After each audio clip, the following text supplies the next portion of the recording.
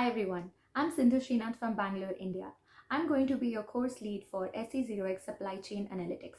Until this point, I'm sure you would have learned enough on the MicroMasters program and the SE0X course in particular. This is a foundation course, which is why we've made it self-paced, which means that you can take it up at a rate that you might be comfortable with. But please be mindful of the deadlines of the module tests as well as the final exam. If you're a little good at math, you should be able to get a hang of it. If not, don't worry, reach out to our community teaching assistants through the discussion forums and the MIT staff on se0xhelp@mit.edu. I personally have been through the journey that some of you are about to embark on. After completing my bachelor's in mechanical engineering, I worked for the manufacturing team of GE Healthcare, which is when I started pursuing my MicroMasters program.